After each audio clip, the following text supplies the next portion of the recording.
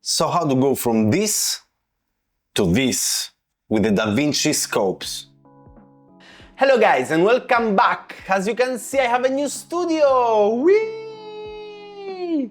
So in today's video I will show you the Davinci scopes, why you should use them and when you should use them. Let's jump in the first one. As you can see over here, I just prepare the clips that I want to use to show you everything. And it was for my trip in Venezia. I'm living in Italy, so Venezia is really close to me. So I went there and I did some shots for me. And those shots, I think it could be very, very awesome to show you what exactly you should do with the scopes. So first of all, I'm using the scopes usually because I'm shooting in S-Log, and when you are shooting in S-Log, I think it's necessary to use the scopes.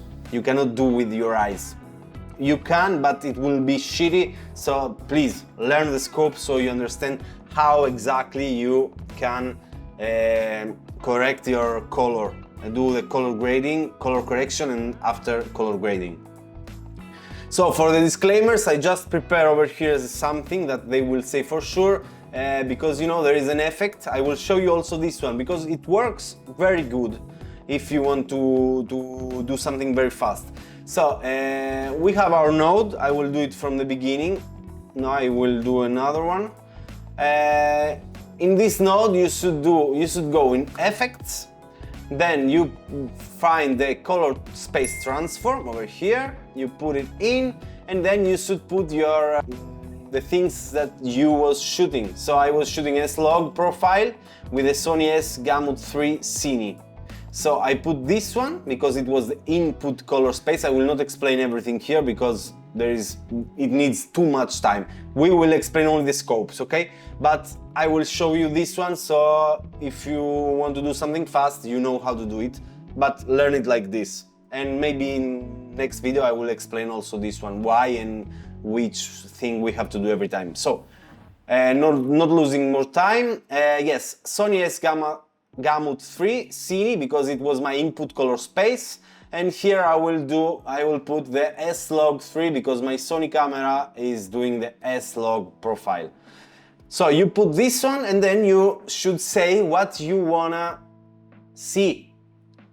Because, okay, we put our color profile, but what output color profile will be? If you don't change this, it will be the manual that is Davinci, something like this over here. So you have to go here and transform also the output color space. And you should put Rec 709 because it's our screen, and Gamma 2.4. Now, this looks shitty because I actually duplicate, I did it 2 times. So in one time we have this one.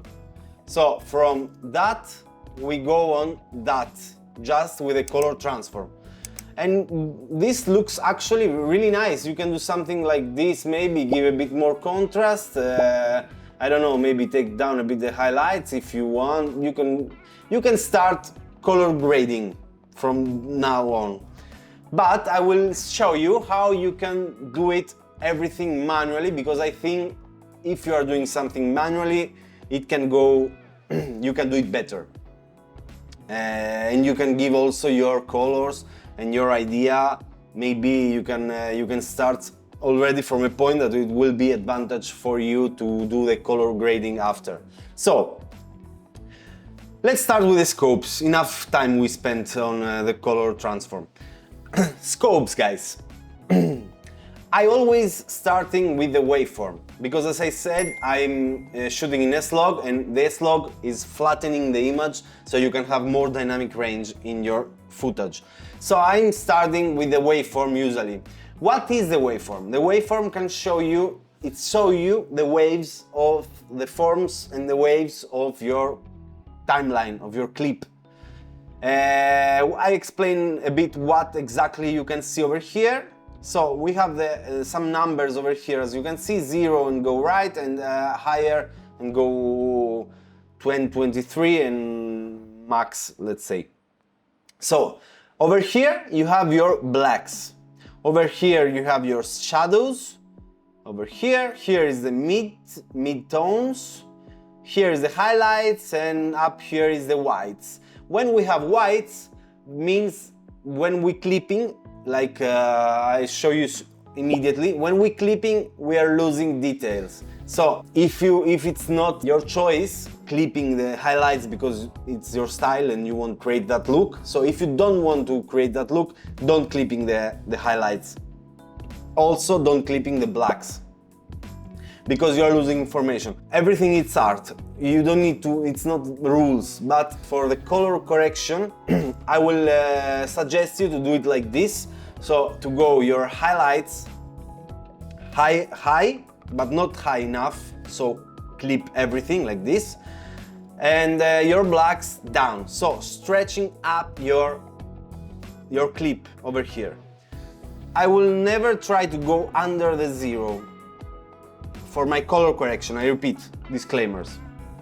I will never go under my 0 in the color correction. Also, I will never go higher from 1023 in my color correction. So I will leave it like this. Actually, the waveform showing you the exposure of your clip. So you want to have more information possible and a good exposure of your clip. This is what you have to do. You have to stretch your timeline, your waveform. Fast enough, this is waveform, that's why I'm using it for the most of the parts. There is also some things that I can explain, I will do it for you. Okay, we have the low pass filter. The low pass filter is cleaning a bit your waveform so you can see better what is going on over here. And then if you do extends, because waveform is showing you something but not everything. So if you click extends, you can see exactly where your clip is. So even if you are not clipping over here, you can see that you have higher points over here that are already clipping. So that's why you don't need to go with this higher, because you already have here. And also here. Maybe if you are to extend, you can go a bit lower, but as you can see, then you have to go too much low. So I will leave it like this, under 896 and over 128. The clipping points for whites, I don't remember exactly now. It's something like 946, I think, something like that. And for the blacks, it's like 64, something like that. Sorry, I did a mistake.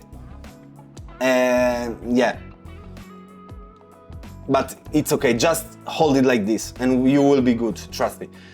Also, you can do the colorized thing that it will give you color if you press also RGB, but I'm not using, I use only the white parts because we are going in parade for our RGB colors. Wait, because I destroy everything here.